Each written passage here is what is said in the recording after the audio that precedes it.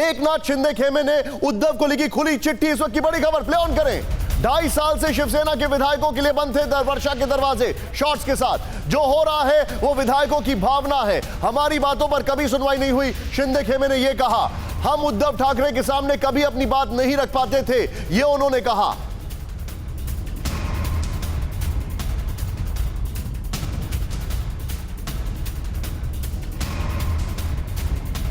इस वक्त आइए यहां पर बिग वॉल पर मैं आपको दिखाना चाहूंगा उद्धव पर टीम शिंदे के 7 आरोप। बड़ी खबर यहां पर देखें। वर्षा शिंदे खेमे के उद्धव को 7 संदेश।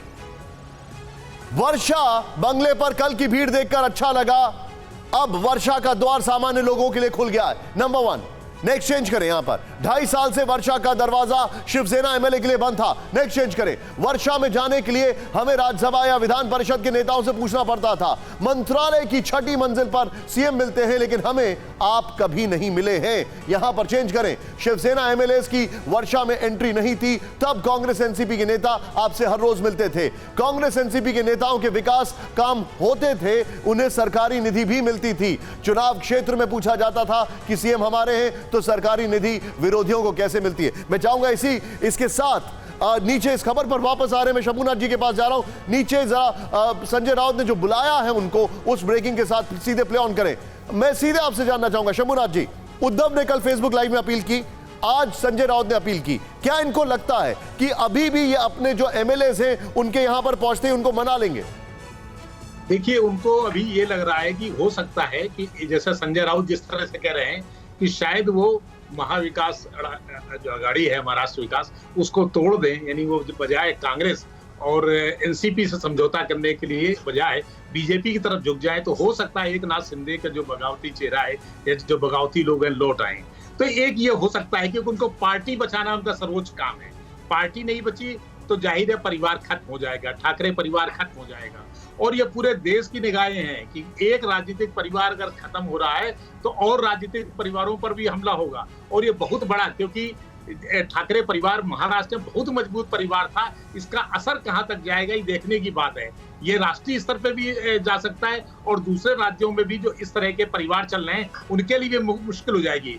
तो ये बहुत सारी चीजें अब इसमें काम कर रही हैं। इसमें बहुत सारे खेल बीजेपी के हैं, इसमें कोई शक नहीं कि बीजेपी चाहे भाई पहले गुजरात ले गई, फिर गुवाहाटी ले गई, तो जाहिर है सब कुछ खेल तो ठीक है, पॉइंट टेकन सर। लेकिन इसके बीच एक और बड़ी खबर आ रही है। महाविकास अघाड़ी के भविष्य पर 5:30 बजे सबसे बड़ी बैठक। ब्रेक करें। एनसीपी दफ्तर में शाम 5:30 बजे शरद पवार करेंगे मीटिंग।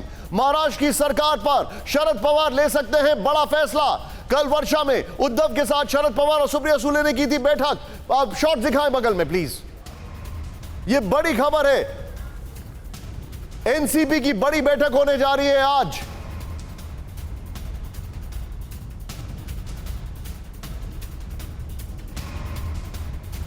अभिषेक उपाध्याय एनसीपी दफ्तर में मौजूद है। मैं चाहूंगा उनके आसन में इसको मेंशन जरूर करें। अभिषेक भाई, क्या शरद पवार, क्योंकि देखिए बड़ी सारी खबरें आ रही हैं, कांग्रेस ने आज बैठक करने जा रहे हैं। मैं चाहूंगा कांग्रेस की बैठक को भी पुल आउट करें इसी खबर के साथ। कांग्रेस एक बैठक करने जा रही है, एनसीपी बैठक करने जा रही है, ये लोग क्या सोच रहे हैं?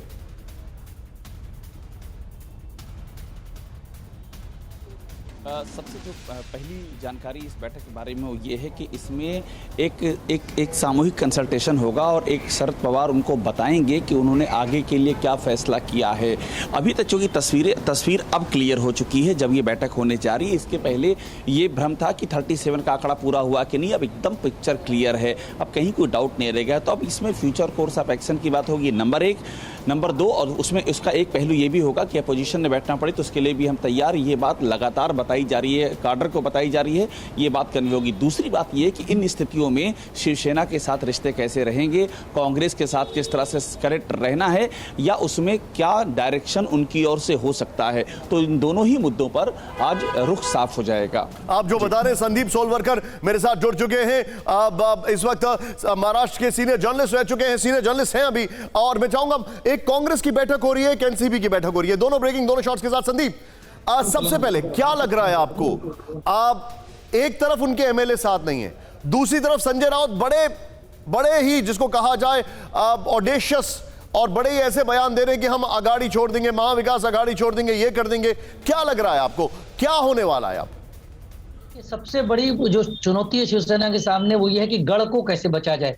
मराठी में एक कहावत है कि सिंह गेला पण गढ़ रहाला, मुझे हमारा जो शेर था वो चला गया और सिर्फ गढ़ बचा हुआ है। तो जाहिर तौर पे गढ़ अकेले बचाने से काम नहीं चलेगा। अब शिवसेना की प्राथमिकता है अपने सरदारों को, अपने तमाम जो लोग हैं उनको बचाया जाए। तो अभी जो बिहाइंड द कर्टन जो खबर आ रही है वो ये कि अभी भी कोशिश हो रही है कि किसी तरह यदि उद्धव ठाकरे रिजाइन करने को मान जाते हैं तो तमाम एमएलए वापस आ जाएंगे और फिर शिवसेना और बीजेपी की युति होगी, आगे बात बढ़ेगी। ये एक ऑप्शन है।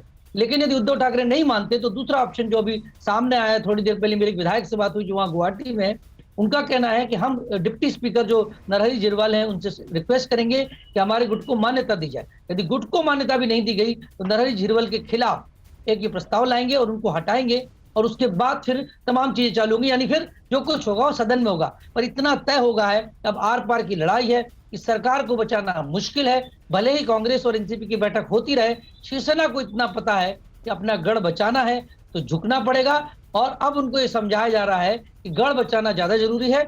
गढ़ रहेगा तो अगली लड़ाई भी जीती जा सकती है।